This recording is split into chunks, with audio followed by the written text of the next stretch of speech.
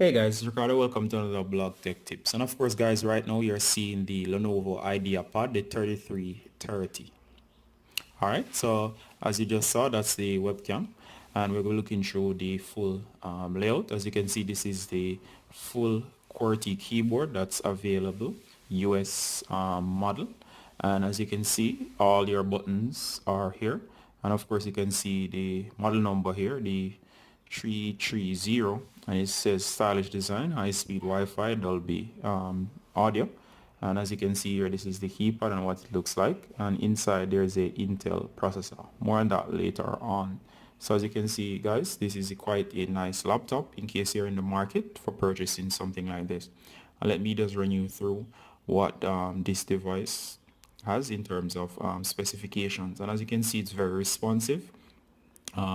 And here is the specifications. That's 4 gigabytes of RAM, and you do get the 64-bit operating system, Windows 10 Home Edition. All right, and it's a Intel Celeron 1.10 gigahertz. Later on, we'll be checking to see if this is actually a single core or a dual core device. Now, as you see here, guys, I'm in Device Manager, so I'm going to check out the processor.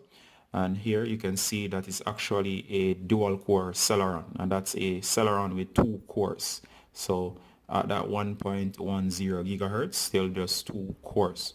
Not bad for a modern device, although the more cores, you tend to have greater performance. And you can see the 1 terabyte hard drive with just 930 gigabytes available, and you do also get a DVD drive. And of course guys, let's take a look at the external to see the ports. You can see the Lenovo on the cover here. The color of this device is actually more of a pink, a light pink blush color. And you can see at the back here, there is nothing at all.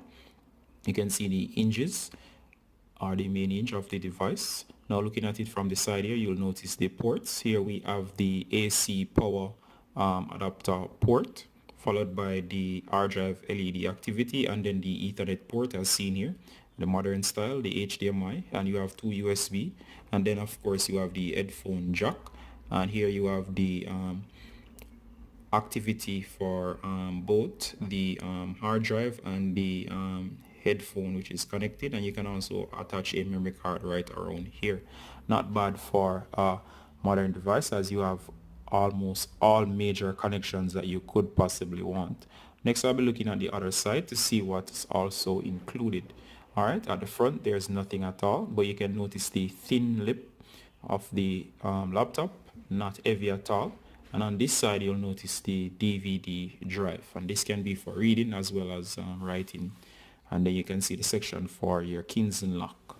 All right, so that's it basically for all major inputs on this device here. And as you can see, I'm just highlighting here that you can carefully see the section for the keys and lock, and the keys and lock is for securing your device to a desk. On the back of the device guys, you can see the ventilation holes. One problem I actually have though, that despite the great placement of the speakers and the ventilation holes, as you're seeing here, I'm just highlighting them, there is no removable battery. So that's kind of a sore point, although most modern laptops are now coming with built-in battery. And you can see the Lenovo and the branding on the back.